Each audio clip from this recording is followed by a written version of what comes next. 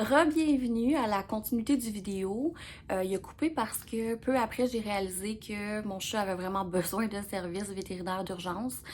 Il avait l'air d'avoir un blocage au niveau des mictions, fait qu'évidemment, je me suis tout de suite présentée au service d'urgence vétérinaire qui nous ont pris en charge super rapidement. Puis je voudrais souligner aussi que, tu sais, je sors rarement la carte de je suis parent d'enfant handicapé, j'aurais besoin, tu sais, comme d'accommodement. Parce que je sais que malheureusement, tu sais, ça oblige personne à respecter ma réalité. Mais n'empêche que dans cette situation particulière-là, je savais pas comment j'allais me débrouiller, puis comme gérer l'urgence, puis avoir quelqu'un pour s'occuper de lui rapidement. Tu sais, cette journée-là, je savais pas comment j'allais y arriver. Puis en l'espace de 2 à 3 heures, ils m'ont vu, ils ont traité mon chat, malgré le fait que c'était pas nécessairement une urgence prioritaire là, dans leur service qu'ils offrent. Fait que je me trouve tellement chanceuse, puis je suis tellement reconnaissante, tu sais, qu'il y a eu des femmes, des mères, des personnes sensibles à ma situation pour s'adapter à mes besoins. Puis je voudrais souligner ça, tu sais, parce que l'humanité, c'est ça. On peut pas juste tout mettre dans des cases, puis que tout le monde rentre dedans. Tu sais, ça marche pas. Puis je pense qu'eux, ils ont justement démontré que l'humanité, ça se donne dans les services de soins, même dans les services offerts à des animaux, Dieu merci. Puis je trouve que c'est un bon pont à faire avec les services du système de soutien à domicile puis du système de santé au grand complet. On va se le dire. Fait que, en tout cas, tout ça pour dire que ma pauvre doudoune, alias Kelly Mousse, de son vrai nom, la pauvre cocotte, elle avait vraiment une infection urinaire, mais qui a mené malheureusement à une cystite, qui est comme l'infection de la vessie. Fait que jusqu'à maintenant, les médicaments marchent number one, puis j'ai un rendez-vous à la fin de la semaine pour aller faire le suivi de tout ça, puis m'assurer que tout soit beau.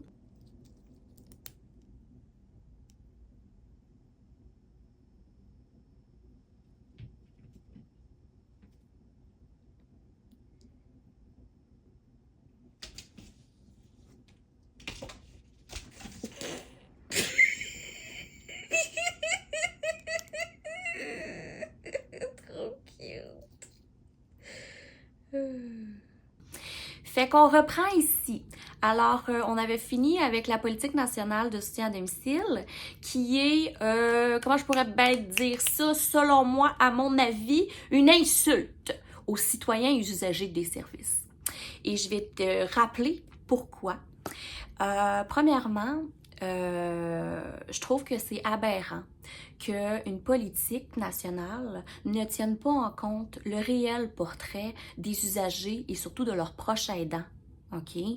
Moi, ce que j'ai pu voir, si tu as écouté les vidéos sur le sujet, c'est qu'il n'y a pas de place pour les proches aidants, autres que ceux qui assistent des personnes qui ont une perte d'autonomie liée au vieillissement.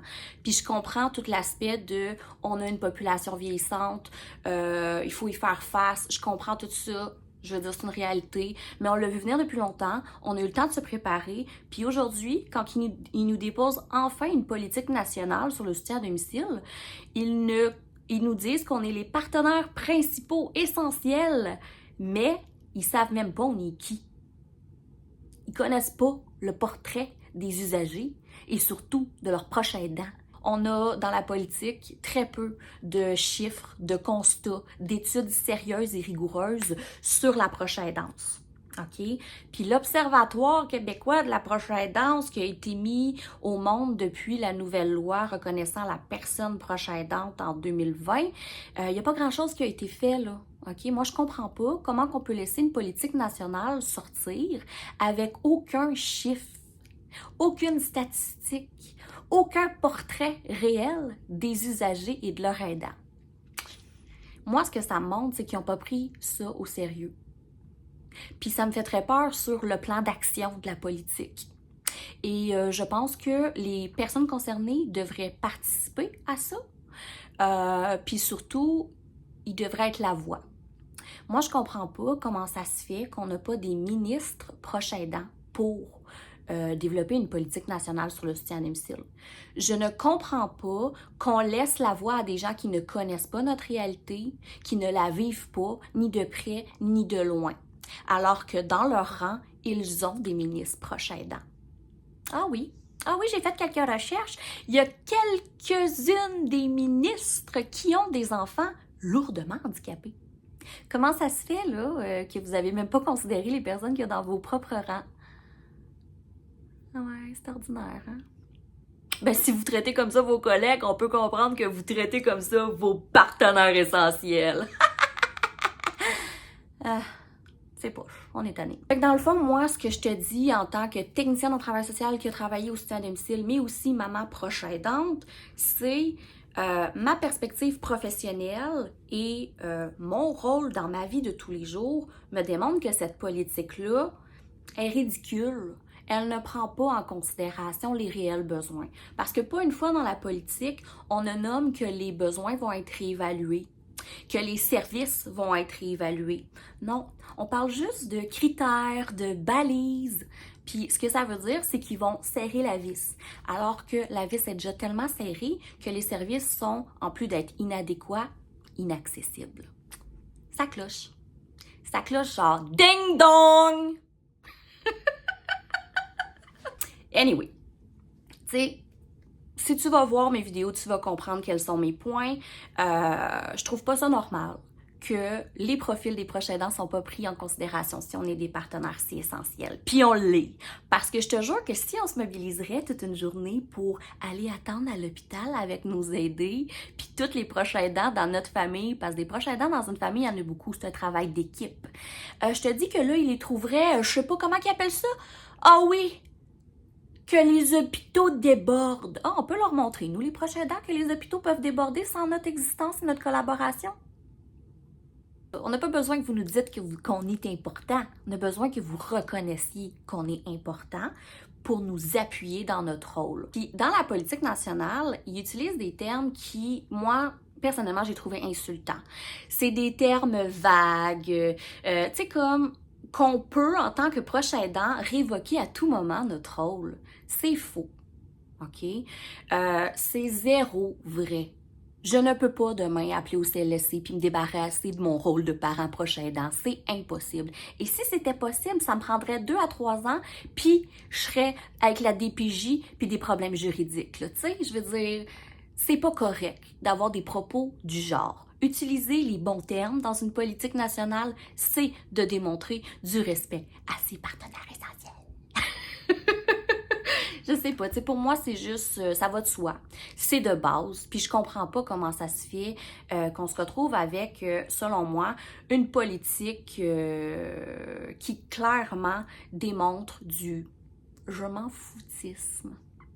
Puis là, dans les journaux, on peut voir « c'est une avancée gigantesque, incroyable, monumentale, historique de la cause des proches aidants ». Oui, mais non.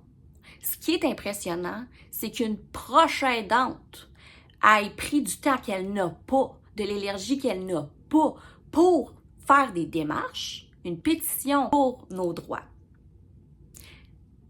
C'est pas une avancée pour les proches aidants. C'est un gros mouvement de proches aidantes.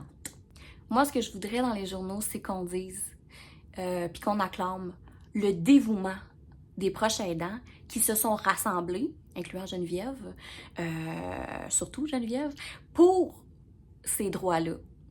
Parce que c'est pas notre société qui a fait un grand pas en avant en déposant une politique nationale tout croche. Non, elle a été comme dans l'obligation, OK? Parce que ça fait longtemps qu'on essaie de faire des vagues. Puis maintenant que la vague est là, fait que bref, il y a beaucoup de choses comme ça dans la politique nationale qui m'ont énormément déçue puis qui, moi, me donnent l'impression que le plan d'action va être oui. Puis ça me démoralise. J'espère pouvoir favoriser des changements le plus rapidement possible, puis surtout que des gens concernés qui ont des connaissances du système de santé et de la proche aidance directement représentent la proche aidance dans des démarches et politiques de ce genre. C'est certain. Une des choses à savoir, dans le fond, qui laissait présager, qui laissait sous-entendre, qui est un changement important au niveau de la proche aidance, c'est que maintenant, les proches aidants, certains d'entre eux avec des critères et des balises bien précises, tire, serrer la vis que je te parlais, ça va être là, tu sais. Ils vont permettre maintenant aux proches aidants de recevoir une rémunération qui était autrefois le chèque emploi-service. Maintenant, ils vont changer de terme pour allocation, je sais pas quoi, pour que le petit 20 de l'heure, qui est maintenant 21 de l'heure, soit possiblement, si tu corresponds aux critères, attribué à la personne proche aidante. Et ça, oui, c'est un gros changement, parce qu'auparavant, on pouvait pas. Non, on pouvait engager n'importe qui, non formé, non expérimenté, avec aucune connaissance sur quoi que ce soit, juste quelqu'un qui existe puis qui a le goût de faire de l'argent, ou ta famille. Mais toi, pour tout ce que tu fais, ce que tu sacrifies au quotidien, tu ne le pouvais pas. Fait que, wow, cool, belle avancée! Mais qui n'auront pas le droit à cet argent-là? Tous les proches aidants qui ne sont pas parlés dans la politique nationale, n'est-ce pas? Probablement les familles d'enfants à besoins particuliers ou les proches aidants qui prennent soin de personnes avec des problèmes de santé mentale lourds ou toute autre forme de proches aidants qui, jusqu'à maintenant, ne correspond pas tant à un profil précis, tu sais. On sait pas. Fait qu'en gros, moi, pour le petit 15 heures par semaine que j'ai, par 2 semaines que j'ai, là, je pourrais avoir peut-être 21 piastres de l'heure. Ben cool, je vais pas chialer. Au contraire, je vais faire. Mais je reste inquiète et méfiante concernant les balises et les critères. Parce que je sais que dès qu'il y a un budget attribué puis des nouvelles règles, c'est tout le temps compliqué. Mais écoute, moi je pense qu'on est sur la bonne voie. Moi je pense que c'est des changements qui peuvent être positifs, mais ça nous prend des gens qui ont vraiment le goût que ces changements-là arrivent, surtout dans l'élaboration de la politique et la mise en place d'un plan d'intervention ou d'un plan d'action, et c'est ça que je veux. Je veux des gens qui nous représentent pour de vrai, hein? Dans la politique, au soutien à domicile, dans l'État, à la gouvernance, mais surtout dans le système de santé, comme on l'a dit. Fait que là, je sais plus trop ce que je disais, mais tu comprends, moi, je fais un petit montage, là, tu sais, je coupe là, je fais une affaire de même. C'est pour ça que ça prend du temps, parce que je veux zéro concentration. Nice. Ah, une chance que je suis intelligente, parce que je peux pas me fier souvent à mon cerveau, c'est temps-ci. OK. Fait que là, c'est ça. Il n'y avait pas grand d'autres choses qui nous promettaient en tant que telles. Il y a plein d'affaires qui sont hyper ambiguës. On n'a pas de clarté ou d'orientation précise. Et c'est ce qui m'amène à parler à mes recommandations pour ajouter dans la politique nationale. Et par la suite, je ferai mes recommandations pour améliorer le soutien à domicile.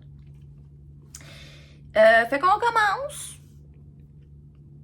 Fait que c'est ça, je vais y aller bien basique en commençant, mais je vais commencer par vous dire, comme je suis désorganisée, il n'y a pas de structure dans ma présentation. C'est pas comme point après point en ordre concis. Non, c'est juste un ramassis de mots que j'ai mis pêle-mêle sur un papier, puis je vais essayer de répondre à mon propre défi. Puis comme faire quelque chose avec ça. Là. Fait qu'on commence d'inclure des informations, des statistiques et des prédictions, pareil comme dans la politique, mais pour tous les types d'handicap des aidés et pour toutes les réalités des proches aidants et sur leur profil aux proches aidants. Capable de faire ça, je suis sûre. Je voudrais aussi qu'on ajoute les personnes proches aidantes comme personnes collaboratrices, partenaires essentiels. Parce que c'est ça, là, on sent pas là, qu'on est des partenaires essentiels, puisqu'on a très peu de soutien, très peu de services, très peu d'accompagnement, puis très peu de reconnaissance, puis aucune rémunération. On espère que ça va changer pour vrai, ça, hein? Ce qu'on aimerait, c'est que dans la politique nationale, on soit représenté. C'est pas, le soutien à domicile ne concerne pas juste les usagers, il concerne aussi les proches aidants. On veut avoir le profil des proches aidants. Les connaissez-vous, les proches aidants, s'ils sont si essentiels comme partenaires?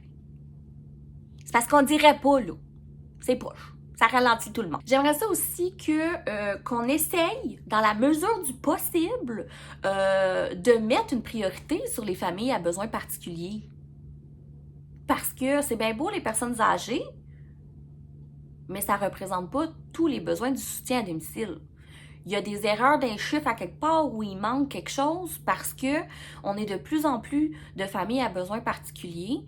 Puis moi, ce que je pense qui fait en sorte qu'on ne nous reconnaît pas, c'est que ça prend énormément de temps avant que les différences d'un enfant soient remarquées, abordées, diagnostiquées. Fait que tout ce temps-là, les 7 premières années de la vie de l'enfant, on est tout seul, débordé, avec un casse-tête terrifiant, avec aucune expertise professionnelle pour faire face à ça. Puis c'est pas normal. Nous sommes des proches aidants et nous aidons le système. Incluez tous les proches aidants dans votre politique, s'il vous plaît. Ce qui est vraiment important selon moi, c'est de se montrer respectueux dans le choix des mots et utiliser les bons termes, comme le mot, tu sais, comme dire que être un proche aidant, c'est un choix qui est révocable. C'est faux, puis c'est pas correct d'insinuer le contraire, parce que c'est une obligation faite par amour. Puis c'est pas vrai que je peux me dédouaner de mon rôle de parent proche aidant. Parce que si j'appelle demain au CLSC pour dire hey, « je veux plus être personne proche aidante, je voudrais que quelqu'un d'autre s'occupe de mon enfant », ça veut dire que c'est un placement qui va être effectif seulement dans 2 ans. Fait qu'en attendant, je fais quoi? C'est faux. Ce n'est pas révocable et c'est pas un choix. Utilisez les bons termes, puis s'il vous plaît, rectifiez la situation parce que c'est irrespectueux d'insinuer le contraire. Ensuite, des espèces de phrases du genre « On veut aider les Québécois dans leur projet de rester à la maison ». C'est pas un projet, c'est un droit de rester à la maison et vous devez nous assister en tant que société à le faire respecter ce droit-là parce que nos usagers méritent la dignité et le respect. J'aimerais ça, mettons, que les tableaux puis diagrammes ou whatever what soient, comment je te dirais bien ça, laisse-moi chercher le terme, pertinents. Parce que ça fait dur. Ah, ça fait dur. C'est comme si nous avions juste fait des dessins puis des tableaux pour gagner de l'espace dans la politique puis être sûr qu'elle fasse 47 pages. J'ai écrit arrêtez de rire du pauvre monde et arrêtez de miser sur le bénévolat et l'obligation de la population vulnérable pour faire rouler votre système de santé désuet. Puis surtout, on veut plus de place pour tous les proches aidants. J'en ai parlé des différents profils de proches aidants que clairement ils ne connaissent pas parce qu'ils n'en parlent zéro dans la politique.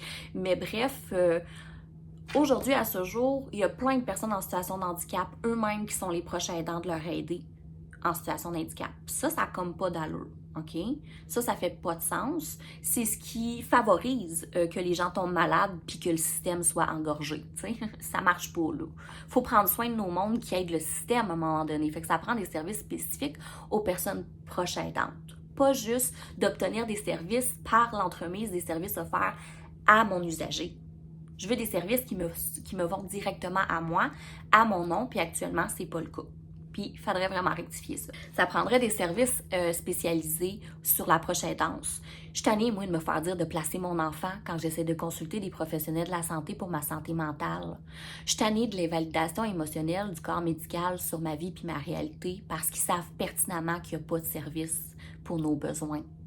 Puis je suis tannée qu'on dise que parce que je suis une femme, je suis hystérique, puis j'arrête pas de brailler. Quand en fait, je suis hystérique, dépressive, puis j'arrête pas de brailler parce que ma vie est fucking difficile avec zéro support pour passer au travers.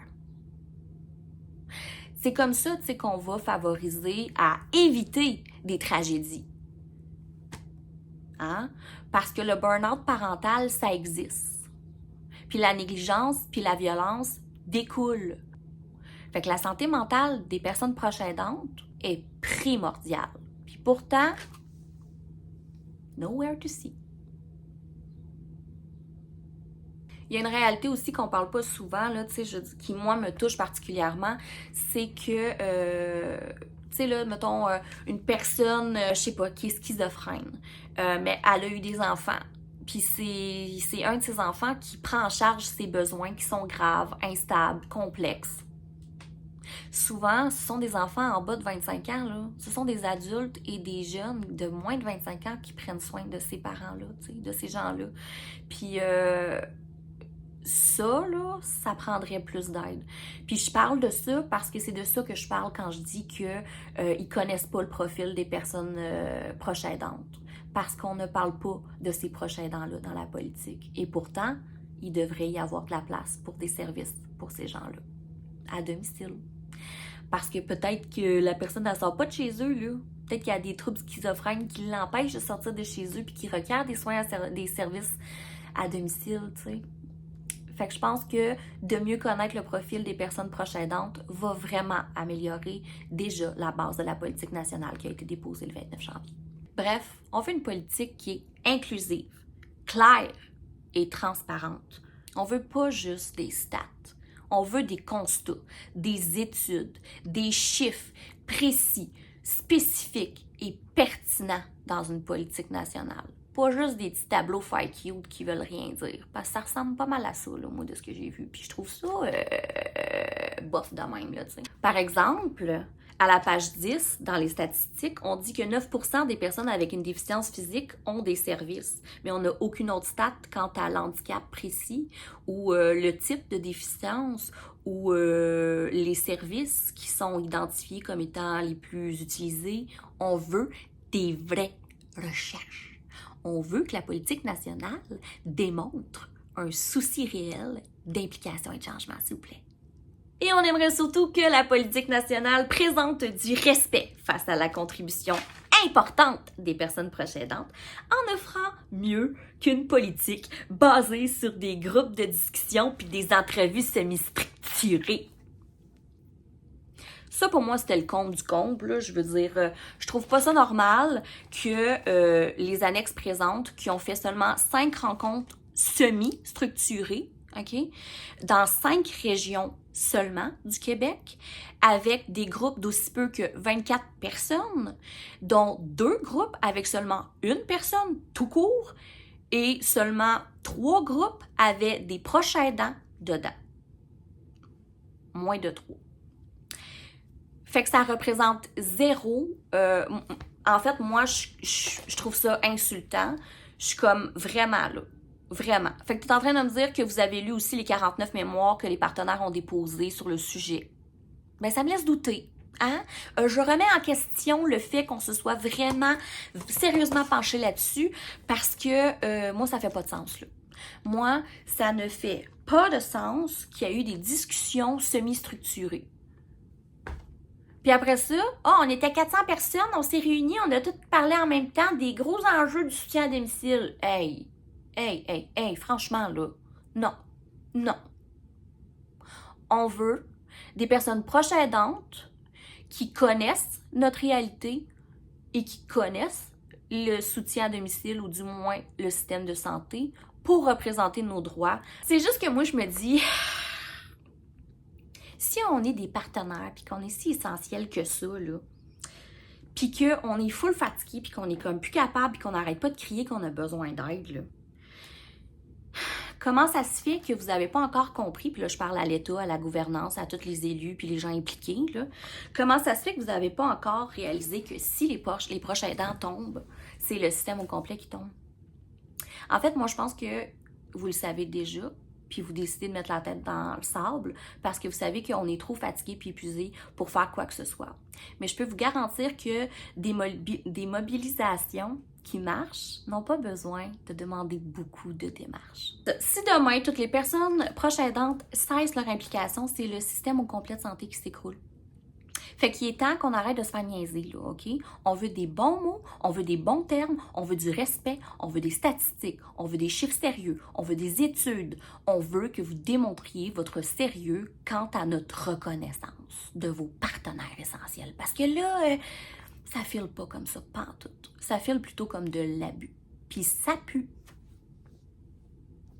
Puis là, je me suis fait demander, tu sais, qu'est-ce que, si j'avais des idées, moi, de trucs qui pourraient être le fun dans le système de la santé pour améliorer tout ça, puis tu sais, soutien à domicile, puis tout ça, puis... Ben oui, bonté divine, certainement, toi, chose! J'ai été technicienne en travail social au soutien à domicile. Je sais comment ça marche, ce programme-là, et je suis parent proche aidant depuis plus de 8 ans, fait que je sais cette réalité-là aussi. Fait que j'ai rassemblé beaucoup d'idées pêle-mêle. Fait qu'il n'y aura pas d'ordre, ça va pas être concis, ça va pas être bien beau. Là. Je vais y aller un à un, m'a faire ce que je peux avec ça, m'a surfer la vague comme on dit. Puis c'est pas les seules idées que j'ai eues, ok? Puis je suis consciente que il doit y avoir des contextes qui font en sorte que c'est pas si facile à mettre en place ces idées-là, mais je pense que c'est du bon matériel pour brainstormer sur le sujet puis amorcer des pistes de réflexion afin de favoriser des changements, hein? Fait qu'on y va. Idée concrète at large, comme on dit. Je dirais juste, premièrement, faire la critique de changer le nom des termes. À un moment donné, ça peut-tu finir, là, vous mélangez tout le monde, puis ça ralentit le groupe, là. Changer le chèque emploi-service pour l'allocation, je sais pas quoi, là, ça commence à faire, là. C'est pas nécessaire. C'était déjà très bien comme c'était, là, tu sais... Arrêtez de perdre votre temps avec des affaires niaiseuses de même. On voudrait du concret, puis on voudrait enfin qu'on intervienne sur des choses importantes. Pas le nom de programme, mais bien ce que comporte le programme. Tu sais, c'est ça. Là. Fait qu'écoute-moi bien, moi je pense que former et engager dans le système de santé les personnes proches aidantes, ça pourrait briser l'isolement et profiter au système grâce aux connaissances et expertises que développent les personnes proches aidantes dans leur rôle et réalité de personnes proches aidantes. Imagine qu'on utilisait leurs connaissances et compétences dans le système de la santé pour vrai.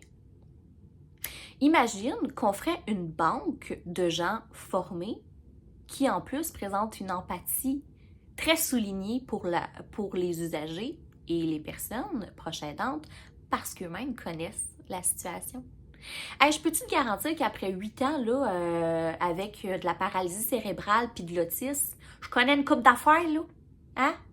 C'est sûr que moi, j'ai la base de technique en travail social, mais je peux garantir que n'importe quel parent qui n'a pas de formation finit par devenir un expert. Puis on se le fait dire en tabarouette. Parce qu'à chaque fois que les professionnels de la santé ne savent pas quoi dire pour nous aider à aider nos enfants, ils nous disent « Mais c'est vous l'expert de votre enfant. » Ouais, c'est vrai, mais dès que je dis quelque chose, j'ai aucune crédibilité parce que j'ai pas de diplôme. Fait que ça marche pas. Utilisons nos personnes proches aidantes pour vrai. Fait que ça serait ça. Ça serait comme une banque de personnes proches aidantes spécifiques. Tu sais, ça pourrait être comme pour personnes âgées, pour enfants à besoins particuliers, tel type, qu'il y ait un roulement. Tu sais, qu'on puisse vraiment faire comme... Je sais pas, pendant que moi, j'offre des services à cette personne-là, mais cette personne-là est chez moi, puis ça nous donne du répit de notre enfant, puis ça nous fait voir une autre réalité, ça nous en apprend davantage, ça nous valorise parce qu'on aide plus. Bref, moi, ce que je pense, c'est que les personnes proches aidantes sont essentielles pour vrai, puis ils peuvent réellement aider et impacter notre système de santé de façon positive. Il faut juste savoir les utiliser pour vrai, ces ressources-là, parce que jusqu'à maintenant, on les laisse juste se noyer seuls. Jusqu'à temps qu'elles aient eux-mêmes besoin de services de santé. C'est pas normal. Je pense qu'au Québec, on est des innovateurs, puis qu'on n'a pas besoin de se baser sur le Danemark pour savoir que nos personnes proches aidantes peuvent réellement être embauchées selon leur expérience. Je pense qu'en 2026, on a bien vu que le fait maintenant qu'on a une pénurie de main-d'œuvre, de ressources humaines, fait en sorte que ça a un impact direct sur notre système de santé, sur les besoins des gens vulnérables. Puis je vais te garantir que n'importe qui, incluant toi et ta famille, allez être une personne vulnérable au courant de votre vie. C'est ça la vie. Là. On passe toutes par des tragédies, des moments difficiles, des grosses vagues qu'il faut apprendre à surfer, mais il y en a des vagues qu'on peut pas surfer seul. Puis c'est pas vrai qu'en tant que personne proche aidante, tu peux survivre à ça. Qui survivrait à des nuits interrompues constamment? À aller travailler alors que tu offres des soins 24/7? Qui? Après 8 ans, je peux te garantir que j'ai le cœur puis la cervelle en compote. Puis moi qui ai travaillé dans le réseau, je sais même plus vers qui me tourner pour avoir de l'aide. Cet été, j'ai cogné à toutes les portes et mon histoire, dans mon récit audio à fleur de peau, témoigne de ça. D'à quel point c'est difficile de traverser le réseau de la santé puis obtenir des services dans un rôle de parent proche aidant, de proche aidant ou juste dans un contexte de santé mentale. C'est difficile puis on vit beaucoup, beaucoup de violence. et d'invalidation dans ce rôle-là. Puis c'est plate. Ça vient pas des professionnels de la santé, ça vient d'une structure organisationnelle qui s'effrite, puis qui est en train de tomber en ruine. Puis il est temps qu'on se penche vraiment sur la question, tu sais. Puis là, je sais plus ce que j'en étais avec ça parce que mon cerveau a comme volé à la dérive, puis je sais pas ce que je viens de déblatérer, fait que c'est cela. Bref. Ah oui, évidemment, on voudrait aussi pour les personnes proches aidantes des accommodements, hein, pour le travail, la conciliation travail enfant, travail aidé, travail proche aidant, c'est tellement complexe. On essaie de nous faire croire que le travail, c'est super valorisant puis ça t'aide pour ton cerveau, mais pas quand tu as besoin déjà de répit, là. Tu comprends? Les personnes proches aidantes ont besoin de répit. Puis c'est pas au travail que tu trouves du répit, là. Non. T'as plus d'obligations, plus de responsabilités. Fait qu'arrêtez de miser sur il faut que les gens. On travaille déjà. On veut que notre travail, notre expertise soit utilisée à bon escient, soit reconnue de bonne manière. Mais Caroline, je sais pas, avoir des primes, des accommodements au travail, comme que l'employeur soit dans l'obligation de nous permettre de modifier l'exigence de nos poches, de nos postes, de nos tâches, de nos heures aussi, tu sais.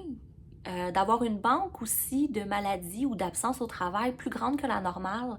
Notre réalité, elle est tout autre et c'est pas vrai qu'on est des partenaires essentiels respectés si ça, c'est même pas dans la politique.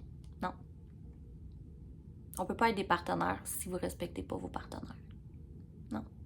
Puis je parle aussi des personnes dans les résidences pour personnes âgées, autonomes ou semi-autonomes, ben pour les valoriser puis qui a encore un rôle actif dans la société, ben pourquoi pas mélanger les résidences pour personnes âgées avec des résidences pour personnes à besoins particuliers.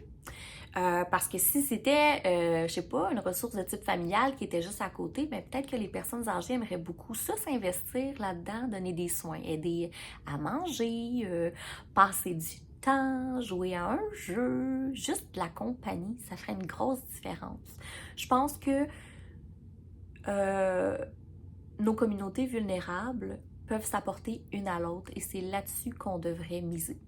J'aimerais ça aussi qu'on donne plus de moyens aux personnes proches aidantes ou alliées dans la situation, mettons, à ouvrir des centres d'aide ou de services dans la communauté. Tu sais, je pense que si on avait plus de budget, d'accompagnement pour ouvrir des centres communautaires, admettons, comme des organismes, ben Colin Debin, il me semble qu'on serait plus capable de supporter réellement le réseau avec des services externes complémentaires parce que c'est manquant. Sauf que le problème, c'est que nos instances communautaires sont payées avec des pinottes.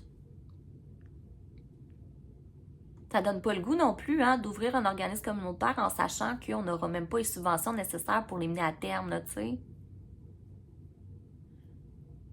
Il y aurait quelque chose à faire là-dessus, certain, hein? Une de mes recommandations aussi, c'est que j'ai vu récemment, où ça, dans la ville de Laval, il y a plein de commerces vides. Vides. S'il est vrai qu'il y a de moins en moins de magasins sur pied, parce que tout se fait plus en ligne, ben pourquoi pas utiliser ce qui est disponible en termes de lieux accessibles pour créer des nouveaux services à la population. Why not, Peanut? Évidemment, je pense qu'il va falloir continuer à mettre énormément et plus d'emphase et de priorité sur l'adaptation de tous les lieux et l'accessibilité de tous les lieux. L'autre jour, j'étais allée à Cage au Sport, puis la salle de bain est au sous-sol, puis il faut descendre 20 marches. Ah, c'est pas inclusif, pas en tout, là, tu sais. Puis je sais qu'il y a des choses qui sont faites, là, à ce niveau-là. C'est juste que je pense qu'il faut mettre une priorité là-dessus parce que c'est excessivement difficile de sortir avec une personne en situation de handicap. Et comme j'ai déjà mentionné, en tant que proche aidant, tu deviens aussi l'extension de cet handicap-là. C'est comme si tu étais handicapé toi-même et vous devenez deux personnes handicapées qui essayaient de vous rendre à un lieu pour un rendez-vous. Puis ça, ben, c'est extrêmement difficile. Il faudrait miser sur l'obligation sérieuse de rendre accessible le plus possible tous les lieux. Écoute, je sais pas si c'était dans l'idée, mais tout ce qui est HLM, je pense qu'on devrait aussi commencer à se pencher sérieusement sur la question d'en créer pour des familles à besoins particuliers. Parce que, Colin, ça coûte cher vivre en situation de handicap. C'est vraiment misé sur l'appauvrissement des gens vulnérables. Puis, je crois qu'il y a des familles qui auraient vraiment besoin d'avoir accès à ce type de logement-là, surtout dans notre économie. Alors, je mets ça sur la table. Je pense que ce serait une bonne chose à explorer. On en avait déjà parlé dans la politique nationale. Il parlait d'innovation au niveau de la technologie. Donc, il parle entre autres d'avoir plus de téléconférences ou téléconsultations, en fait, avec les professionnels. Mais bon, il parlait aussi que c'était plus difficile parce qu'il y avait des professionnels qui avaient de la misère à suivre. Puis mais à un moment donné, là, on est dans 2026. Si on n'est pas capable de donner des services à domicile, parce qu'il y a des domiciles qui ne sont pas adaptés pour recevoir plusieurs services professionnels, ça je suis d'accord, ben pourquoi pas adapter réellement des lieux spécifiques où est-ce qu'on recevrait nos services qui ne peuvent pas être donnés à domicile. Comme mettons pour des familles à besoins particuliers, moi je comprends pas qu'il n'existe pas encore de clinique pédiatrique spécialisée. Je trouve pas ça normal d'aller attendre dans ma clinique pédiatrique avec mon enfant TSA qui est malade puis qui hurle, alors que je dois me présenter dans le bureau du médecin puis essayer de comprendre ce qu'elle va me dire pour la santé de mon enfant. Quand je suis clairement pas disponible parce que j'essaye de gérer mon petit gars, tu sais. Fait que, tu sais, il y a une amélioration à faire au niveau de ça pour être sûr, dans le fond, que les services émis soient bien reçus. Parce que la personne proche aidante n'est pas tout le temps disponible à recevoir de l'information si elle est fatiguée, épuisée, en train de gérer son aidé qui est désorganisé, tu sais. Je pense qu'il y a quelque chose à faire à ce niveau-là aussi. Puis là, je sais, je parle de familles à besoins complexes parce que c'est moi ce que j'essaie de mettre de la lumière sur les familles à besoins complexes, surtout en ce qui a trait à la politique nationale du soutien à domicile. Mais il reste que je parle au nom de tous les proches aidants et de tous leurs aidés. Je pense que ce serait pas trop de former des professionnels pour offrir du support psychosocial spécifique pour les besoins des personnes proches aidantes, surtout selon leur rôle, leur type et leur aider. Je te dirais d'ailleurs que dans mon rôle de technicienne en travail social au soutien à domicile, j'ai pu constater qu'il n'y a pas de service spécifique qui s'offre aux personnes proches aidantes. T'sais, comme j'expliquais, c'est des services qui sont offerts au nom de l'usager. Donc, mettons, dans ma situation, c'est des services qui donnent au nom de mon enfant, mais ils ne m'en offrent pas directement à moi. C'est comme si on venait ensemble, mais j'ai pas les mêmes besoins que mon enfant, mais on les prend comme pas en considération, tu sais. Puis, je trouve aussi qu'il n'y a pas assez de professionnels qui sont spécialisés sur la proche aidance. Comme je disais tantôt, pas mal tanné de me faire dire par les professionnels de la santé de placer mon enfant, là. Tu sais, c'est comme... c'est ça, je broille à chaque fois parce que moi, ce que je veux, c'est que mon fils reste à la maison le plus longtemps possible. C'est simple de même, là. J'aimerais ça avoir de l'aide pour arriver à cet objectif-là, tu sais. J'ai surtout pas besoin qu'on me dise que c'est impossible, puis que c'est ça la vie, puis qu'il faut faire avec. J'ai besoin qu'on me dise, vous avez raison, et puisque vous contribuez au système de la santé de façon exponentielle et que vous êtes un partenaire essentiel des services de soins de soutien à domicile et du réseau de la santé, ben qu'on me respecte et qu'on m'offre l'aide dont j'ai besoin. Ça m'aiderait à contribuer pour vrai à la société. Parce que là, ça va faire presque 3 ans que je suis en congé de maladie, puis je sais même pas comment retourner sur le marché du travail en ce moment. J'ai aucune idée comment je vais faire ça, là, tu sais. Okay. Parce qu'on est toujours en mode survie. Moi, demain, là, en fait, non, moi ce soir, après l'école, mon fils peut arriver ici avec la face tranchée de ses propres ongles, avec du sang barre en barre. Puis il faut que je trouve une solution, moi, là. De même, bing bang. Pas de pédopsychiatre, parce que c'est toujours en attente. Hein? Fait que on veut juste de l'aide. Puis ça commencerait par reconnaître tous les proches aidants. Ça, ce serait une réelle avancée sur la proche aidance. J'ai écrit aussi que ça serait vraiment le fun qu'au soutien à domicile, on arrête de vouloir fermer les épisodes de service. Je dis ça en tant que professionnelle de la santé. C'est ça, là, c'est parce qu'on dirait que ça paraît que vous avez hâte de fermer les dossiers. Moi, ma série audio témoigne d'à quel point le système de santé est pressé de fermer les dossiers, là, tu sais. Puis comme, c'est plate. Je comprends pas. En fait, je comprends. On veut diminuer le nombre de dossiers pour que les intervenants arrêtent de se sentir ensevelis sous la tâche, mais c'est parce que les dossiers que vous fermez trop vite repopent. Petite nouvelle. Flash news! Puis je me demandais si c'est possible, mettons qu'en tant que société, on révise soit qu'on a des services gratuits et médiocres, ou soit qu'on a des services privés extraordinaires qui coûtent la peau du cul. J'aimerais ça qu'en tant que société, on se questionne sur une demi-mesure. Parce que n'est-ce pas ça, finalement, toujours une question de compromis? Ouais. Je pense... Il va falloir que je me remette dedans. Qu'est-ce que je voulais dire? Ah oui, c'est ça.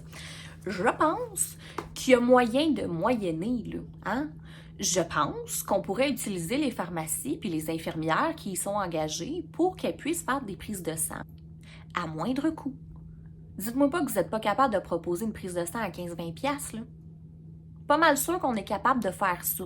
Tu sais, sincèrement, pourquoi on favoriserait pas que les infirmières de pharmacie fassent des visites à domicile pour les personnes âgées ou les résidences à proximité? Pourquoi pas? Je suis sûre qu'on est capable de faire ça là, en bas de 50$. Tu sais? Fait que c'est ça, tu sais, mon idée, ça serait quand même d'impliquer les partenaires qui sont déjà là davantage en leur demandant d'offrir plus de support au réseau de la santé en essayant de trouver une demi-mesure entre le gratis médiocre, privé dispendieux. On aimerait ça avoir un petit quelque chose ici, là, ça serait déjà beaucoup mieux. Ouais. Je pense aussi qu'il faut continuer dans la lignée de donner plus de pouvoir au niveau des infirmières professionnelles, des IPS précisément. Je pense qu'il devrait y en avoir dans les pharmacies, hein? Qu'on ne soit pas obligé de consulter un médecin en sachant qu'il y a une pénurie de médecins, là, tu sais? Je sais pas, là. Sincèrement, si j'avais une pharmacienne ou une infirmière qui serait capable de me faire des prescriptions quand c'est juste des antibiotiques dont mon enfant a besoin ou moi, déjà là, pour les petits virus de ce genre-là, hey, on en libérerait-tu des professionnels de la santé, là? Je comprends pas pourquoi on est comme pas là encore, mais bon. Ça prendrait davantage d'écoles spécialisées, de camps de jour spécialisés, puis de garderies spécialisées. Là, il n'y en a pas beaucoup. Ça fait pitié. On a besoin de plus. Puis c'est vraiment pas idéal des classes spécialisées dans des écoles régulières. C'est cruel de faire ça aux familles. C'est cruel. Parce que c'est déjà compliqué, là, des besoins particuliers, mais si en plus tu mets ça dans une école régulière avec la méchanceté des enfants réguliers,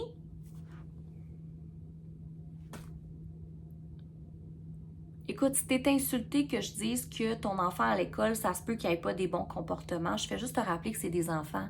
Je dis pas là que tu as élevé un monstre. Je dis juste qu'à l'école, tu te rappelles comment c'était, là?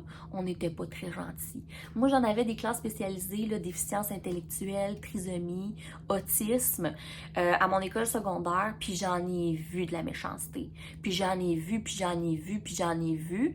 Puis c'est pas vrai que les familles à besoins particuliers devraient vivre ça par-dessus cette réalité-là. Non. Ces enfants-là devraient pas en plus se faire intimider à l'école. C'est inacceptable. Et ça prendrait plus d'aide aux citoyens pour que ceux qui ont envie de créer des institutions de genre, comme des écoles, des garderies ou des camps de jour spécialisés, puissent le faire. Ouais, c'est ça. Fait que là, tu sais, quand je te disais que je suis désorganisée, décousue, ben c'est ça, là, je reviens dans le fond sur le système d'emploi de père aidance pour les parents proches aidants. Là, ça serait comme, c'est la même idée que j'ai présentée tantôt, tu sais, comme une banque de personnes proches aidantes. Puis là, j'avais dit, tu sais, que peut-être aussi qu'on devrait faire comme des bassins de comme pour les personnes proches aidantes, non, pour les personnes âgées, pour les enfants TSA, pour les enfants handicapés, tu sais comme peut-être, mais bref, je me disais que si on faisait une banque spécifique justement de parents proches aidants en rotation qui s'entraident entre eux, ça pourrait vraiment là être magique, je pense. Puis ça va avec mon point suivant, qui est d'offrir des reconnaissances d'acquis ainsi que des formations pour les personnes proches aidantes afin qu'elles puissent se perfectionner dans leurs connaissances pour mieux leur aider premièrement, mais aussi pouvoir travailler dans le réseau de la santé et continuer à contribuer, mais de façon plus officielle et plus reconnue. J'aimerais ça demander des caméras dans toutes les places où est-ce que les gens reçoivent des services. Ça, je sais pas, là, moi je trouve que j'avais vu une vidéo là, aux États-Unis ou quelque part, là, dans un autobus, un enfant TSA qui se fait varger dans le ventre par la personne qui l'accompagne en autobus, puis c'est juste un employé de l'école. Ouais, de la violence aux enfants non-verbales, ça arrive, là. Ils sont 3 fois plus à risque que les enfants normaux de vivre de la violence et de la négligence. Puis ça, on n'en parle pas assez. Puis dans une politique nationale au soutien à domicile, parlant de proches aidants, ça, c'est des sujets qui devraient vraiment être abordés.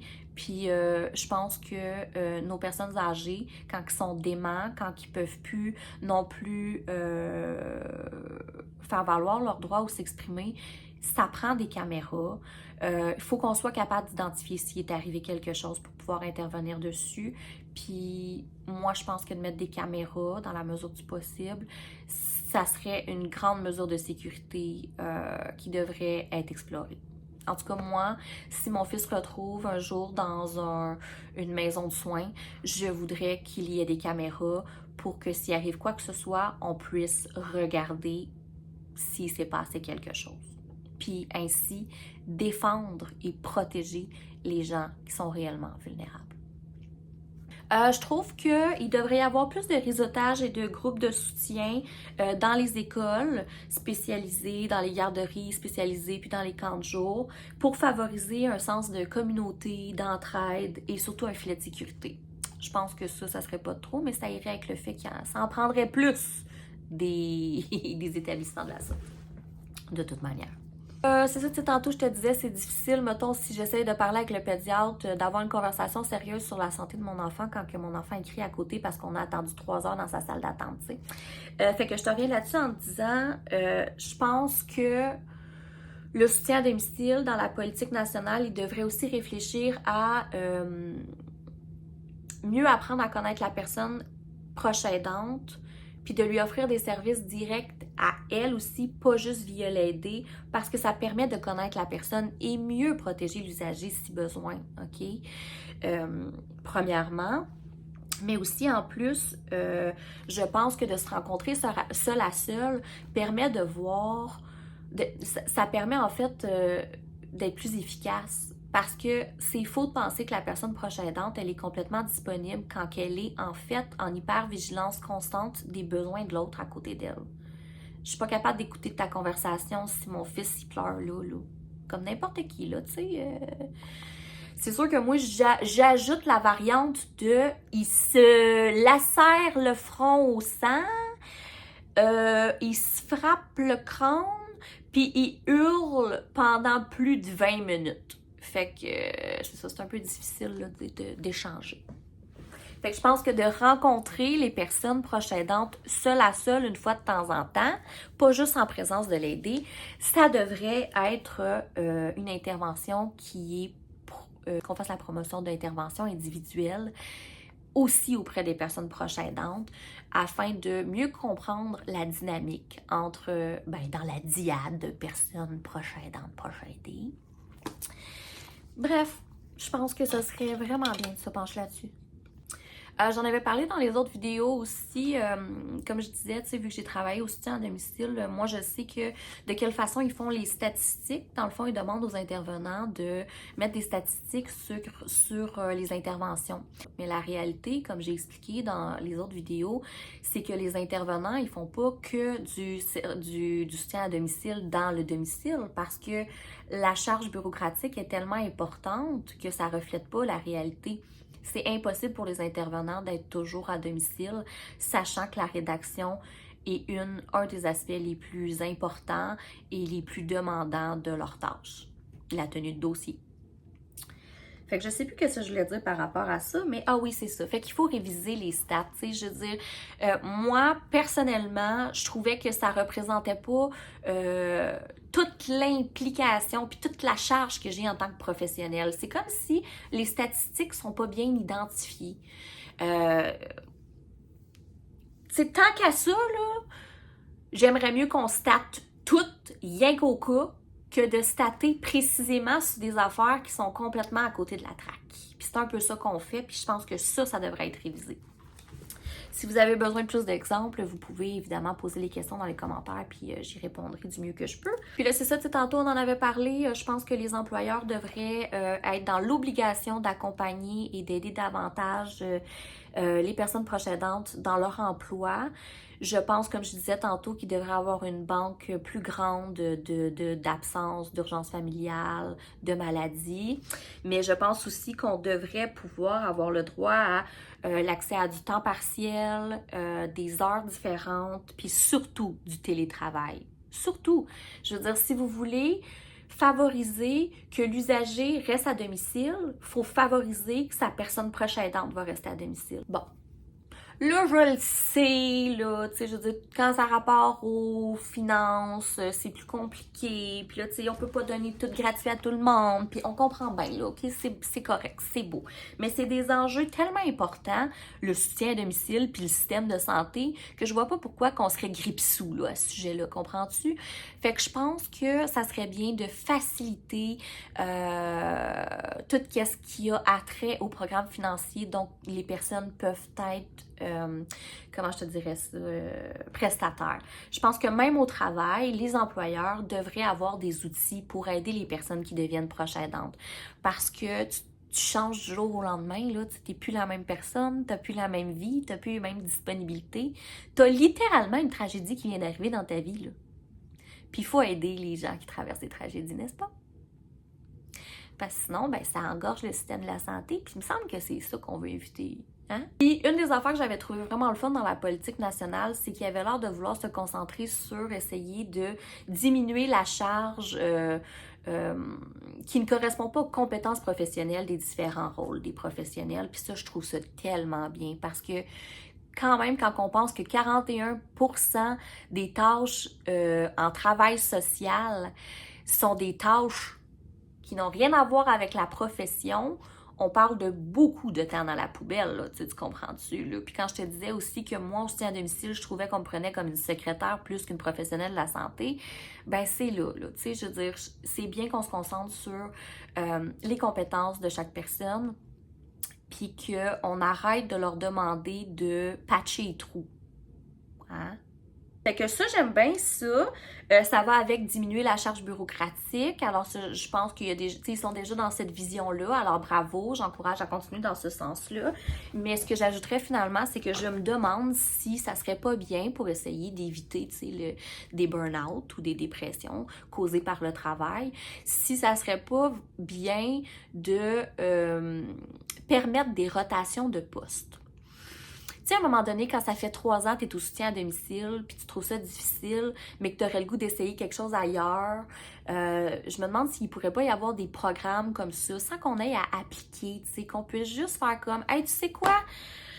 Je suis comme fatiguée puis démotivée là, de mon rôle au soutien à domicile, je peux-tu aller dans tel programme? » Peut-être que ça serait bien d'offrir aux intervenants, je te parle de tous les intervenants, de pouvoir changer de chaise afin de favoriser leur fun au travail. On veut que les gens qui travaillent dans le réseau de la santé continuent à être passionnés par leur emploi, mais c'est pas le cas. On les épuise. Puis à un moment donné, ben, ils sont tellement désensibilisés par la détresse d'autrui qu'ils la voient même plus. Ou qui savent plus quoi faire avec parce qu'on n'a pas les outils nécessaires pour. Fait que, tu sais, je pense qu'il y aurait peut-être quelque chose à faire à ce niveau-là. Je lance ça comme ça. On sait combien dans la politique nationale, puis dans toutes les politiques anyway, combien la prévention c'est important, puis je pense qu'on met pas assez d'emphase sur à quel point c'est important d'agir de façon précoce auprès des enfants à besoin et des familles à besoins particuliers. Parce que comme je disais tantôt, c'est long là, avant qu'on sache que l'enfant présente des difficultés, qu'il y ait des soupçons, des interventions, puis que finalement le diagnostic soit posé.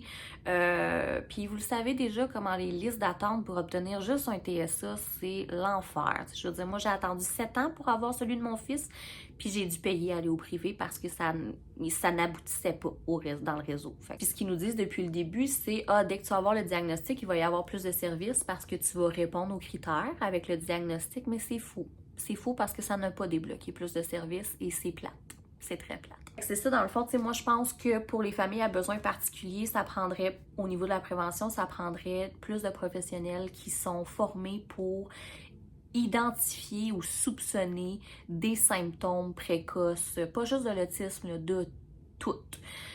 Puis je sais qu'il y a déjà du beau travail de fait à ce niveau-là, mais il faut pas lâcher, il faut continuer, puis il en faut plus, puis surtout pour les familles puis les enfants à besoins particuliers. Je pense aussi que dans la politique nationale du soutien à domicile, on devrait vraiment y voir le programme d'adaptation domiciliaire et le programme d'adaptation du véhicule. Et on ne les voit pas, puis je comprends pas, parce que c'est deux programmes sur lesquels on devrait vraiment, réellement se pencher. Premièrement, le programme d'adaptation domiciliaire a des critères bien précis, des délais épouvantables et il est en suspens depuis je sais pas combien de temps, là, pour la je sais pas combienième fois, là. Ça cloche. Moi, j'ai une maison qui n'est pas adaptée aux besoins de mon enfant.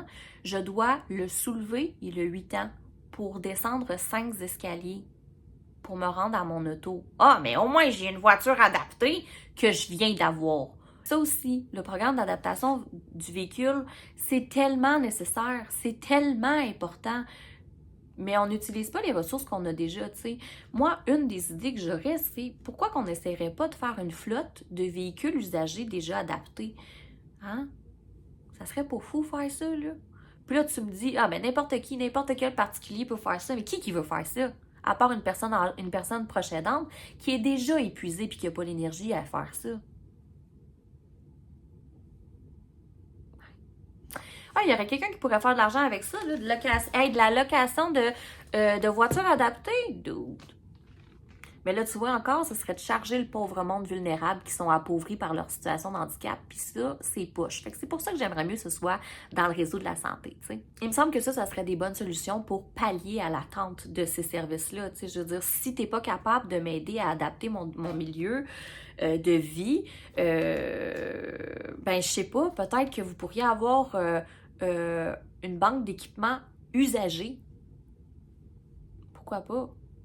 Je veux dire, ça me dérange pas. Moi, d'avoir accès à un ascenseur usagé, m'en fous, là. Hein? Pourquoi pas? Je pense aussi que dans le fait d'identifier précocement les signes et symptômes qui feraient en sorte qu'un enfant ou une famille a des besoins particuliers, ça serait super important de se pencher sur de l'accompagnement pour tout ce qui est papier, parce que savoir à quoi tu as droit, qu'est-ce qu'il faut que tu fasses, qu'est-ce que tu peux aller chercher, quel service, c'est tellement dur. C'est tellement dur de se pencher là-dessus quand tu vas pas bien puis t'es épuisé en plus, tu sais. J'aurais aimé ça, moi, que ça existe, quelqu'un qui m'accompagne puis qui m'aide là-dedans. Mais c'est pas le cas. J'ai pas eu cette assistance-là. Il a tout fallu que je fasse tout seul. Puis il y a encore plein d'affaires qui sont en suspens que je suis juste comme, bon, m'a prié qu'un miracle arrive, parce que je sais pas comment faire ça. C'est plate, là, tu sais. Et puis, c'est sûr et certain que moi, je continue mordicus à penser qu'il faut absolument se pencher sur la question des balises et des critères pour obtenir l'accès aux soins et services du soutien à domicile, mais surtout réévaluer les besoins et les services parce qu'ils ne sont pas adéquats. Ils ne répondent pas à tous les besoins de tous les proches aidants. Et c'est parce qu'ils ne se penchent pas réellement sur les vrais besoins des personnes proches aidantes. Par exemple, je sais, là, j'en conviens, c'est difficile d'offrir des services la nuit. Mais c'est parce que c'est ça le besoin le plus criant. On a besoin de dormir. Puis il y a aussi tout l'aspect de on veut pas vous offrir de services gratuits pour de l'aide au ménage ou du gardiennage. On veut donner des soins. Mais c'est parce que le gardiennage, c'est un des principaux soins. Pour avoir accès à du répit, j'ai besoin que tu le gardes, mon enfant. OK? Fait on s'entend-tu pour dire que on a besoin pour avoir une bonne santé mentale, tu sais, pour favoriser la bonne santé mentale des personnes proches aidantes, ça prendrait des chiffres de nuit. Puis c'est là-dessus que devrait se concentrer le soutien à domicile. Parce que moi, quand j'ai travaillé là, c'était un des besoins les plus criants et il n'y en a pas. On a de la misère à couvrir les fins de semaine, pour être franche avec toi. Fait que je pense que de se pencher sur offrir des services la nuit, que ce soit juste une présence dans la maison qui fait en sorte que moi, je peux genre former, avec caméra aussi, là, mais qui fait en sorte que moi, je puisse avoir une nuit complète par semaine, ça pourrait changer ma vie au complet, là, tu sais. Juste dormir un 8 heures une fois par semaine, ah oui, ça pourrait changer ma vie, je te garantis, là, tu sais. Je serais peut-être juste un peu moins folle bien instable. Ouais. Je pense que favoriser la santé physique et mentale des personnes proches aidantes devrait être quelque chose à prioriser et devrait apparaître comme une des priorités dans la politique nationale, mais on ne la voit pas une seule fois. Et ça, j'ai déjà dit, ça pue.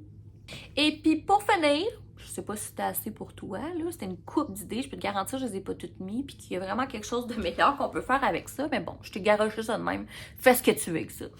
Je pense que ça serait vraiment bien d'essayer de favoriser que la population ait envie de créer des maisons intergénérationnelles, tu sais, d'adapter leur domicile en fonction du vieillissement de la population pour tous s'engager à prendre soin de nos aînés, mais aussi pour les familles à besoins particuliers. Ça pourrait être aussi des maisons intergénérationnelles où est-ce que peut-être, je sais pas, moi, la personne proche aidante, elle a envie de louer, de devenir une RTF elle-même, une ressource de type familial qu'on appelle. Ça serait le fun, je sais pas, d'avoir un gain, d'avoir une prime pour faire en sorte qu'on ait envie d'adapter nos maisons, qu'on ait les moyens surtout d'adapter notre maison. Fait que, il me semble que ça serait une bonne idée, tu trouves pas? Je pense sincèrement que s'il y a plus de maisons adaptées, premièrement, ça va être plus adapté pour recevoir des soins et services à domicile, ce qui rend plus facile la tâche du soutien à domicile et ses employés, mais ça permet aussi à se projeter dans le futur puis faire comme, c'est ça l'avenir du soutien à domicile. C'est que la population soit encouragée à être prêt à être là pour offrir des soins à ses proches, parce qu'on n'est pas à l'abri d'une maladie, d'un handicap, d'une tragédie. Et on touchera tous, de près ou de loin, directement ou indirectement, à la prochaine danse dans nos vies. Alors, c'est ça. J'espère que mes vidéos t'ont plu. Sinon, ben... Bref. Fait que c'est ça. Je voudrais souligner le travail acharné, l'engagement sincère de Geneviève Coutu et toute son équipe. Vous êtes... Ben, je ne vais pas m'adresser à eux directement, là, parce que je sais pas s'ils vont écouter ça, mais moi, j'en reviens pas. Je nous trouve tellement chanceux, je nous trouve tellement reconnaissants. Geneviève et son équipe sacrifient tellement, donnent tellement gratuitement dans les pires moments de leur vie, là. Je vous rappelle que Geneviève, son mari, est décédé pendant la pétition. C'est épouvantable, là, traverser un deuil en plus de faire ça. Mais c'est ça que le système nous demande. Il nous demande d'être des super-héros, tu sais. Puis c'est ça que Geneviève est allée faire. Puis je la trouve incroyable. Merci Geneviève pour tout ce que tu fais, sérieux. Moi, la politique nationale, elle m'a pas semblé sérieuse. J'ai trouvé que c'était une insulte pour les citoyens. En même temps, je veux pas dire non plus que je veux pas insinuer qu'il y a des gens méchants puis que ceux qui nous représentent, c'est pas les bons. Tu sais, en aucun cas, c'est ce que je veux relater. Moi, je pense qu'on est sur la bonne lancée. Je pense qu'on a déjà fait un travail remarquable. Je crois qu'en ce moment, c'est le bon moment de brasser à la marde, comme on dit, parce que Geneviève a déjà fait un travail extraordinaire puis qu'on est enfin là, mais c'est pas fini. C'est pas que c'est une guerre, mais c'est un combat perpétuel de se faire entendre en tant que personne aidante, proche aidante au Québec, puis c'est pas normal si on est des partenaires essentiels, puis c'est là qu'il faut faire des changements. Fait que c'est ça. Moi, je pense qu'on est sur la bonne voie, on est dans la bonne direction. On a juste besoin de se rencontrer au milieu. C'est comme, eux autres, ils ont fait ça, nous autres, on a fait ça, eux autres, ils font ça, on fait ça, on fait ça. Mais c'est comme si on peut se rejoindre au milieu. Puis déjà avoir un équilibre dans cette reconnaissance de personnes partenaires, ben Colin, ça pourrait vraiment faire une grosse différence. Alors voilà, j'espère que ça t'a plu aujourd'hui, que ça t'a aidé. Fait que bonne soirée, là, bye!